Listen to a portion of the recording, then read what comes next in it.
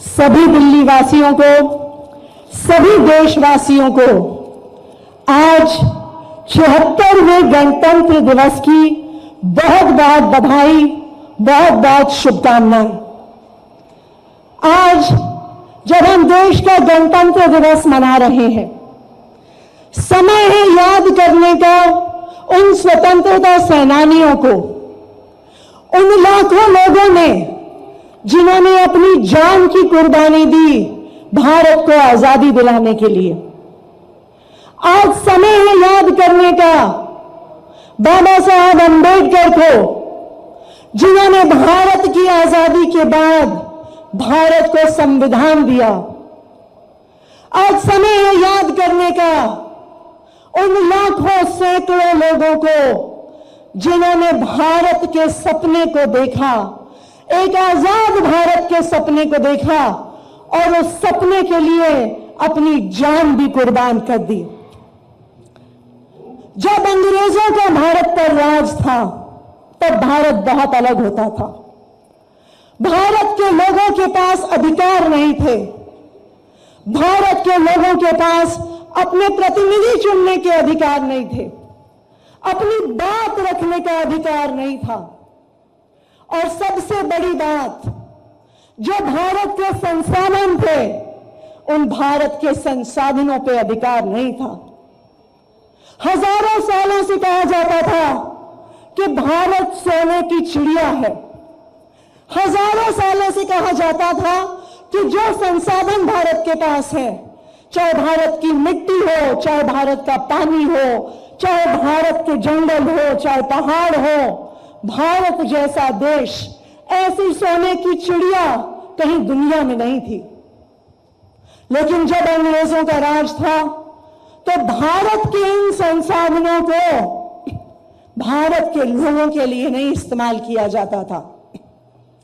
अंग्रेज भारत से ये संसाधन देश के बाहर लेके जाते थे। देश के बच्चों को अच्छी शिक्षा नहीं मिलती थी, देश के लोगों को अच्छा इलाज नहीं मिलता था, देश के युवाओं को रोजगार नहीं मिलता था। क्यों?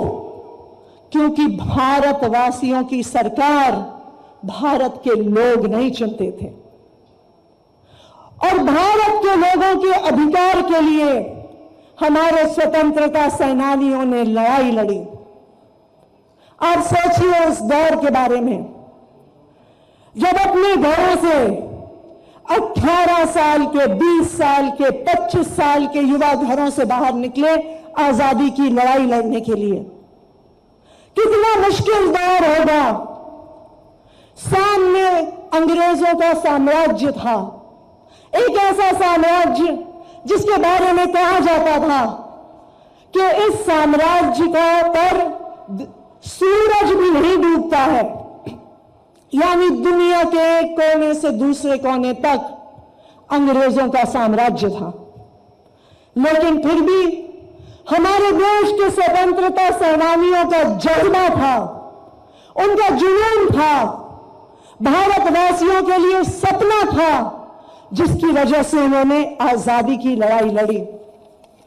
आज भी इन स्वतंत्रता सेनानियों के बारे में सोचकर रोंगटे खड़े हो जाते हैं। हम भगत सिंह के बारे में सोचते हैं। भगत सिंह 23 साल के थे जब उन्होंने देश की आजादी के लिए हंसते हंसते अपनी जान गंवा दी और फांसी पे चढ़ गए। भगत सिंह ने तब ये नहीं सोचा, जैसे बहुत सारे युवा सोच सकते थे, कि मेरा क्या होगा, मेरे परिवार का क्या होगा। उन्होंने सिर्फ भारत देश के बारे में सोचा। हजारों सैकड़ों ऐसे युवा थे जो सोच सकते थे कि मेरे भविष्य का क्या होगा, मैं अच्छी पढ़ाई कर लूं, मैं अच्छी नौकरी कर लूं। लेकिन उन्होंने अपने बारे में नहीं सोचा, अपने परिवार के बारे में नहीं सोचा, अपने सिक्योर भविष्य के बारे में नहीं सोचा। उन्होंने सिर्फ देश के बारे में सोचा।